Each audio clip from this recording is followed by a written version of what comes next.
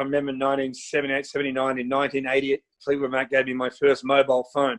It only worked in about a 10-kilometre radius in LA, radius, and it was as big as a briefcase. And that's well prior to, and it only worked now and then. But it was the precursor to the brick. But as we all know, but here we are today, mate, 2020. I don't know if we're any better off, but we've got good telecommunications at least anyway. Well, we're still here. That's the important thing. We are, mate. We're still kicking. And yeah, it's been a pretty tough week for Mick and I and the Fleetwood Mac family, of course. And, with the passing of Pete, which was quite sudden, it happened in his sleep. And but yes, it's been a really, really tough week for us. So there's been a lot of early Fleetwood Mac, Peter Green's Fleetwood Mac being played on our home stereos and on vinyl, and so that's been rewarding, just re-listening to Pete again and his genius. Yeah, you managed Fleetwood Mac from the early '80s for I think almost 18 years. How did you get that gig, and who did you take over from? Well, I went through the ranks, to be honest, Greg. I worked for the band on their Rumours tour in Australia, basically sort of doing security and being involved, on the whole tour. And then a friend of mine, Richard Norton and Bob Jones, who were doing security for the Stones and ABBA, they approached me and asked me if I would actually like to go and work for Fleetwood Mac in America, as one of them couldn't do it. And so they had taken a liking to me while they were on that tour as well, so my name was brought up. So in a nutshell, without dragging it out too long, I was invited over to become the security manager for Fleetwood Mac in 1978, 79 for the balance of the Rumours tour. And then I was told it would be a 3-month gig, and turned into 23 years. But after the 3 months, I was invited into the hotel room in New York, and thinking, well, that was the last show of the Rumours tour. And I actually thought, this is the not the gold watch. It probably would have been the little Seiko watch day time when thanks Dennis, it's been great. And except they brought me in and said, have I enjoyed myself? And I said, yes, immensely. And they said, would you like to stay on and work for us after the tour? Because we'll be working on a new album, and we'd like to have you as part of the staff. And that's when, of course, I said absolutely. And I said, but I don't have a green card. And they said, don't worry about that. We'll fix that up. We've got connections.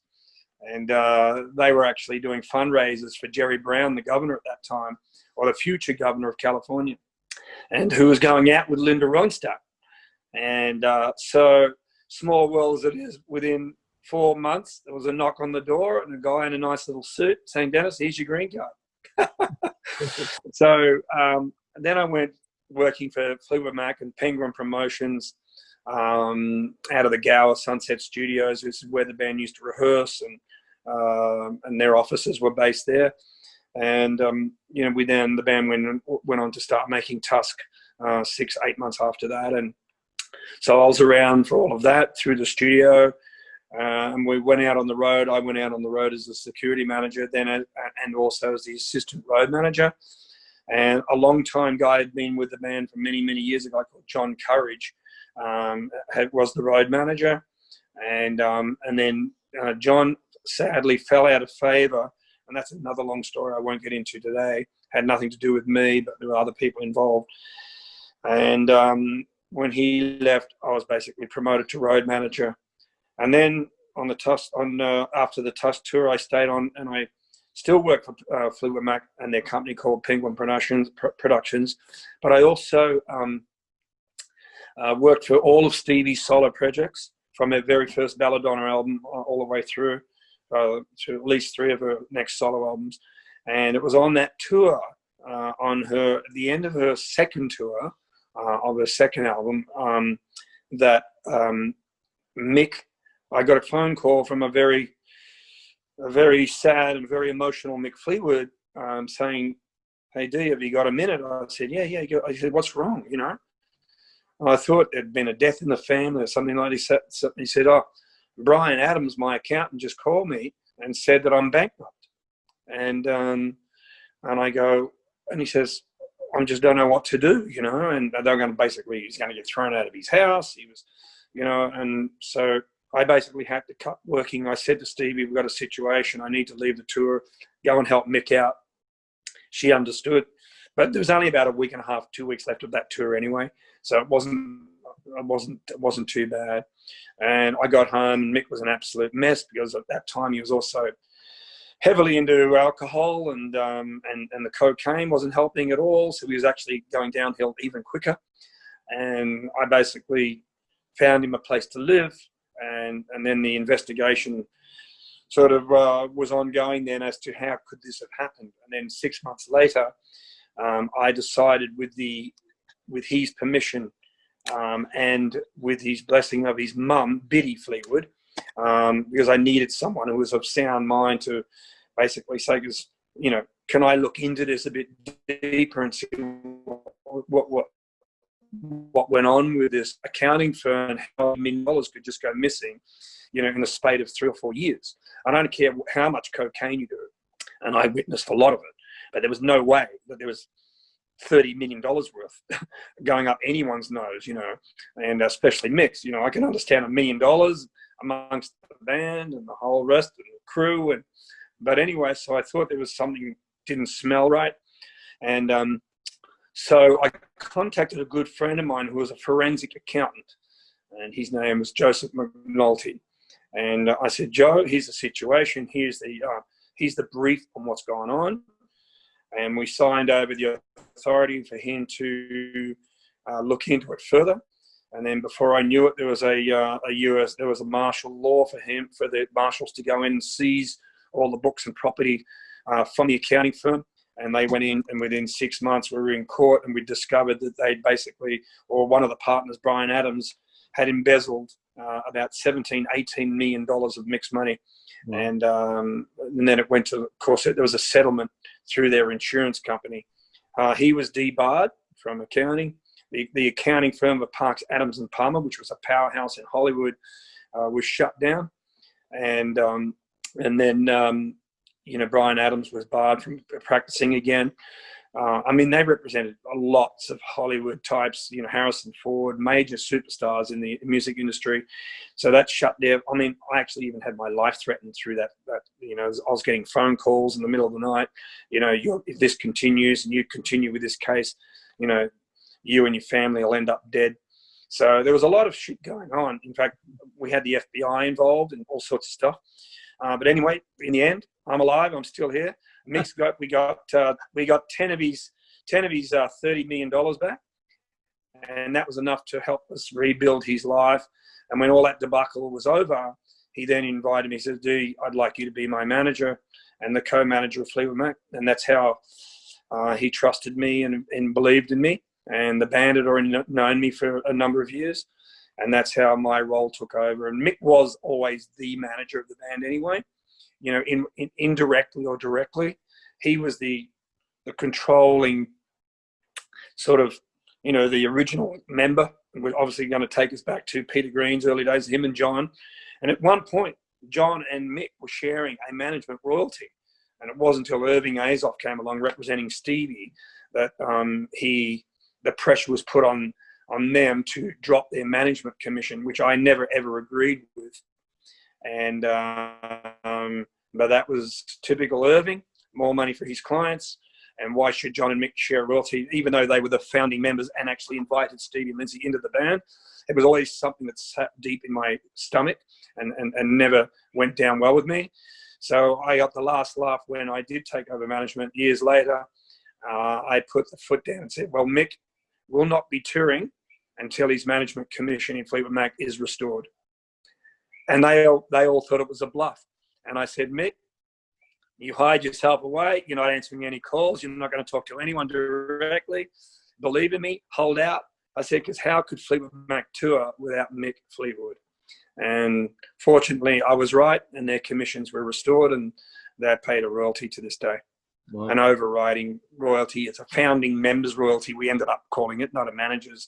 And that's why a group of managers were brought in. Stevie had her manager, I was Mick's manager, and Lindsay had his manager. So it was me, Tony Dimitriadis, and Irving Azoff. We were the three amigos. So we were controlling but when as Mick got stronger and better and better and better in his health and his mental health, he basically started, we started then taking that control. And then inevitably to the recent times, about a year and a half ago, 2 years ago, when Lindsay was let go with a decision between Stevie and Mick, that they could no longer work under the pressures that Lindsay was bringing to the band. And, that's a story for another day as well, because I know we're here to talk about Pete today, but you asked me about how I got involved and my depth of involvement, and it's been pretty deep for many, many years.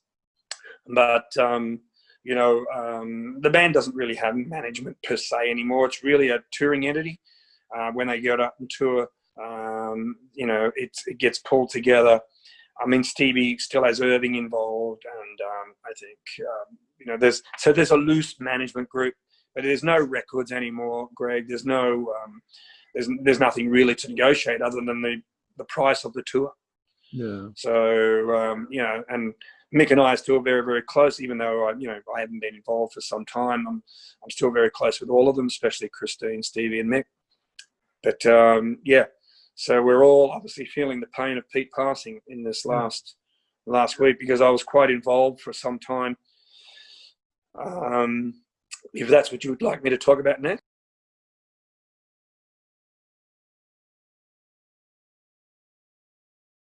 Mick Fleetwood recently told Rolling Stone at the start of the year that he really wanted people to know that Peter Green started the band. It wasn't Mick. It was Peter's band. Oh, yes. You spent a lot of time with the band, sitting around hotel rooms, backstage, buses, planes. Within the band, how was Peter Green remembered? He was always regarded in the highest respect, legendary status really amongst the band, and everyone was aware that it was Peter Green's Fleetwood Mac, but it's his selflessness and his lack of ego that he knew that at one point he would leave, and he always knew that deep down.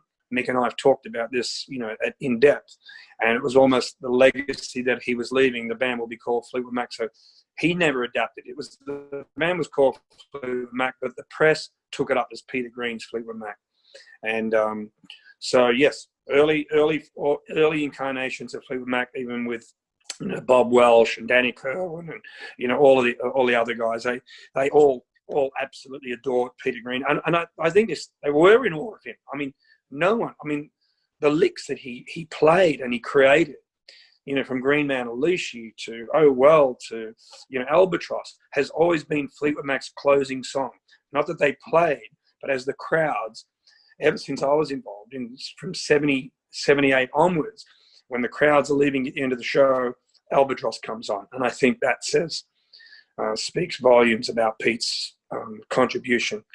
Beyond the contribution, he's an indelible mark and it's sort of lovely to see now, because it doesn't annoy me, but I always hear, it's not the same without Lindsay. It's not the same without Lindsay. But I always said there would be no Lindsay without Peter Green.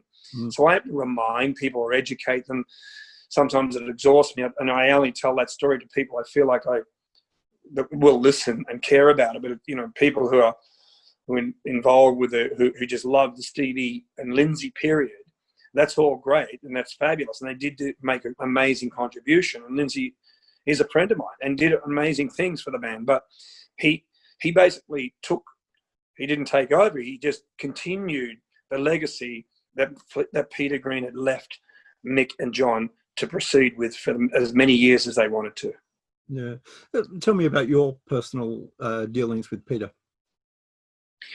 Well, it was in the early 80s, Mick and I, after a London Wembley show, had decided to track Pete down and to say hello and check on his well-being and, what he was up to. And we wanted to invite him to the show. We even wanted to have him get up and play if he was capable, but we just weren't sure, Greg. So we found out through a lot of hard work, we finally got an address in East London somewhere. I forget exactly where we went now, but Hampstead Heath, if I remember. I can't remember, but we finally found this little terrace house, typical of a Melbourne, long, narrow, Victorian, and single story. And we knocked on the door, and you could hear these feet coming up the hallway, and then the door opening. And it wasn't Pete; it was Pete's brother.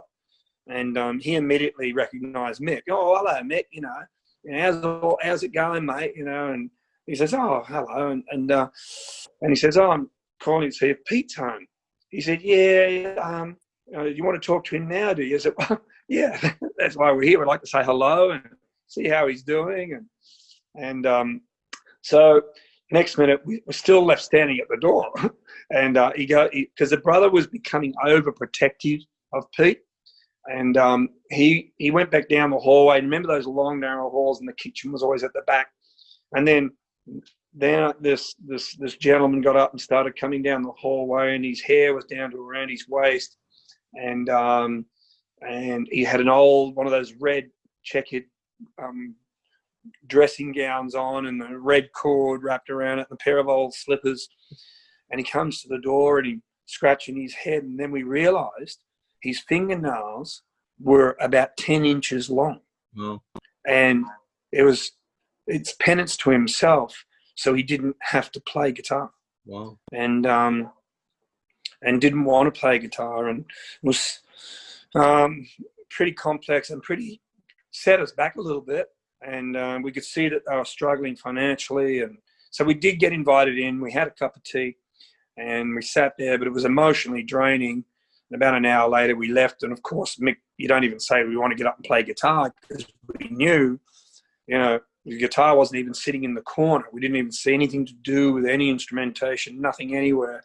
And here he's in his, sitting in his old chair. And, I felt like I was going to visit my grandfather, who was an old person's home. That's what it felt like, And the guy was in his, 50s, in his late 40s. So we, cut a long story short, we, it was actually younger than that. He was in his early 40s, late 30s. So we then left. Mick was crying in the cab, or in the limo. It wasn't a cab, it was a limo. And we went heading back to our hotel. And I said, Mick, we got to do something. And he says, if you can do something, dude, we can find out. Because none of his money, he wasn't receiving any royalties. And then, so the investigation work started. And I discovered through the publishing company that all of his money was going to the Children of God, the religious cult that was California-based, in Arizona as well. They had a number of camps, and that's where Peter had disappeared to in mid-70s. And when the early Fleetwood Mac, I think it was 73, 74, and they were touring as Peter Green's Fleetwood Mac and doing quite well.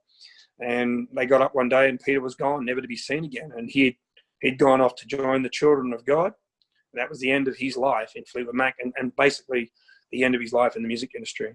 And he was, sometimes you think, oh, he'd disappear for 6 or 12 months, but that wasn't the case. For him, that was the end. And then Mick had to sort of basically think about what he was going to do and what they were going to do. So they all went back to England, then regrouped, but that's a story for another day. But getting back to Pete, so now they had somehow coerced him to signing an agreement that all of his publishing royalties would go to them. Mm. And so, yes, this lovely religious sect of people doing all the right things and getting someone who was basically addicted to acid, drugs, or also Mickey Shapiro. I said to Mickey, we've got to try and get these royalties back, at least some of it, and make sure all of the future ongoing royalties would be channeled. Because imagine airplay still, all of that, all the airplay, the sales of all the Fleetwood Mac records was for anything to do with Peter Green and his share, which he did write most of the big hits of early Fleetwood Mac days. And but of course the airplay on those tracks was continues to this day to be of a high volume. But come mid-'80s, we tracked down and our lawyers got involved. We sued them, settled out of court. They signed back all the royalties to Pete. And then basically we got $1 million back for him. It was about $1.3 million. And at that stage, which was quite a lot of money back, we still know that there was probably another 2 or 3 million missing. But I guess at some point you go, well, at least we got some back. And there's no way they were ever going to receive another cent from that point on. And we were fortunate enough to win that case. And that's why I have no qualms about mentioning the children of God and those disgusting cults that think they disguise themselves as this nice religious, corporation or whatever they are. But anyway, they were happy stealing his money, and we were very happy taking it back off them.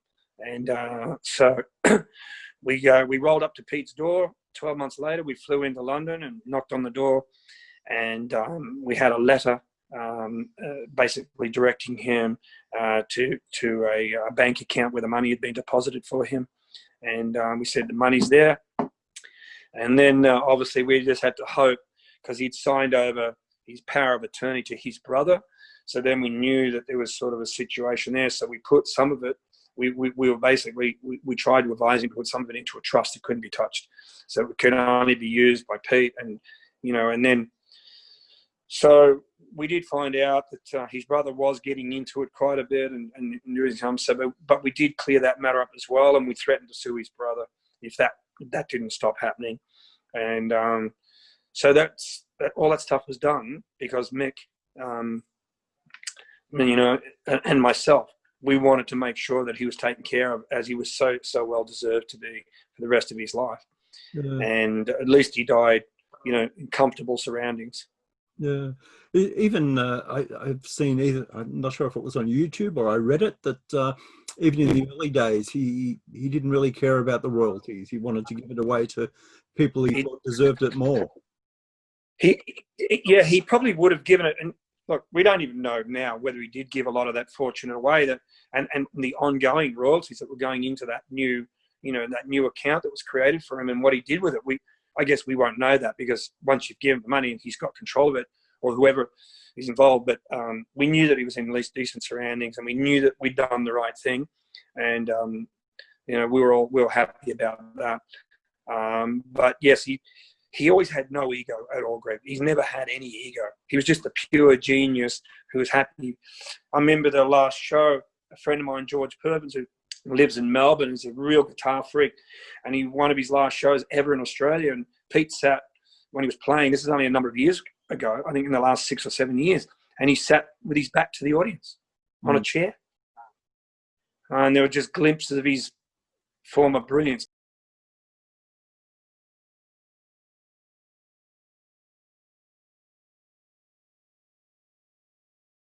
Not really, Greg, sadly, because she would have loved it, but he would never have got up in a huge crowd like that, which always would have been the case.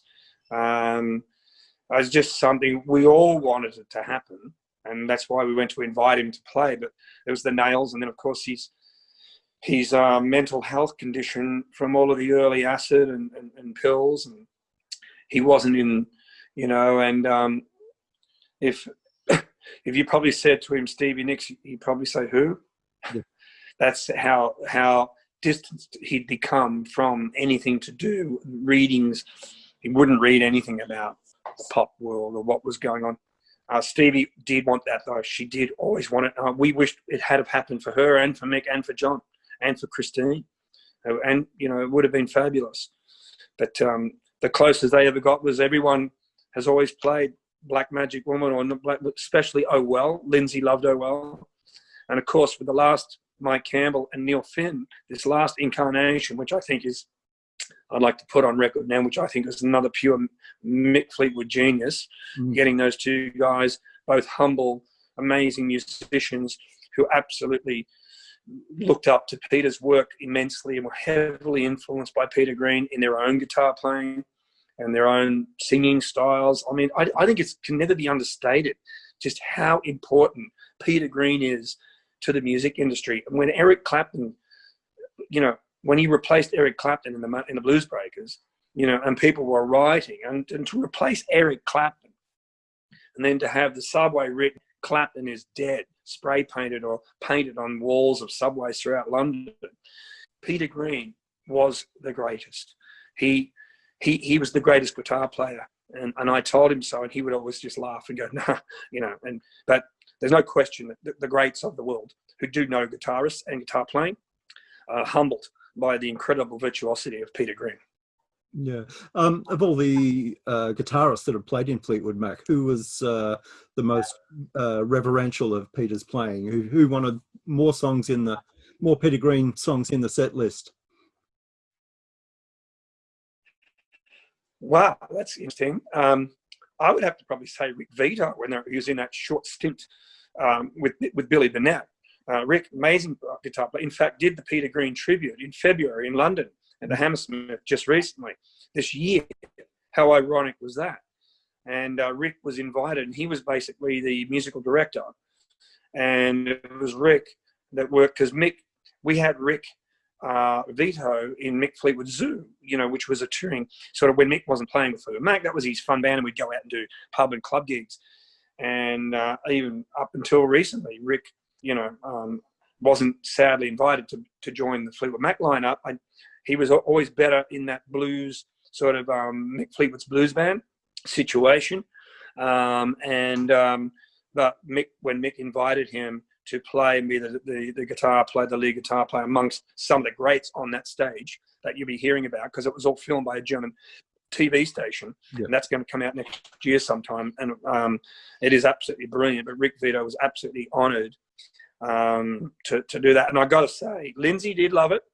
Lindsay, we played obviously Oh Well, but I'd also have to say Neil Finn and Mike Campbell, the most recent, they insisted, and Stevie and Christine and Mick and John all wanted much more of the early Fleetwood Mac brought into the new set of this last, of this last tour. And there was a lot more Peter Green stuff, and it was just brilliant when it was played.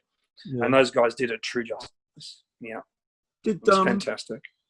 Did Mick and John sitting around backstage talk much about the old days?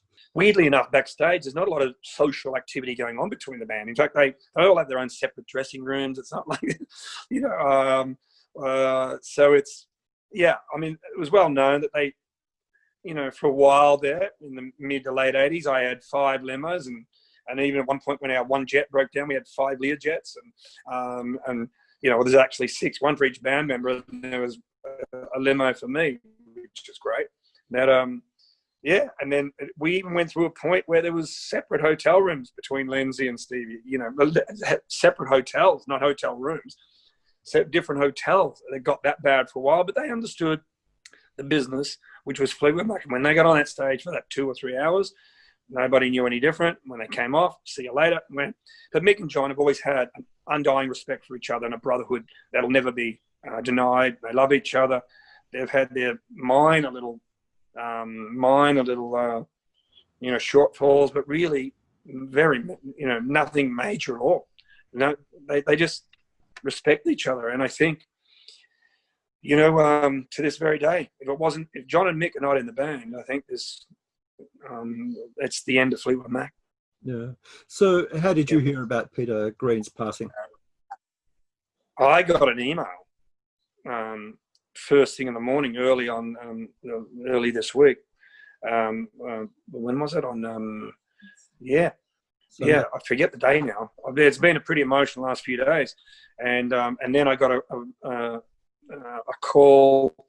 It was from Melbourne. It was my good friend George. He said, "D, have you heard?" I said, "No." It was about 8 o'clock at night. He says, "Peter Green just died." And then I got straight on the phone to Mick, because it was late afternoon in Hawaii, where Mick lives in Maui, and he says, "I was just about to call you," and we had a good cry together, and so we were, you know, trying to reminisce and together about, you know, how important and what a loss to the industry. It's 73. It's young, you know, and Mick's 73 now, and you know, and Chris is 76, and that. But you know, they're all still plugging along, and here's Pete. It's obviously it was that early abuse, and I jokingly, and Mick and I had a laugh between our tears, basically saying that he says, and look at the abuse I did to myself, and I'm still here. He says, you know, but I said, mate, it's a wonder you're still here. The amount of cocaine that went up that nose and brandy that went down his throat. But you know what?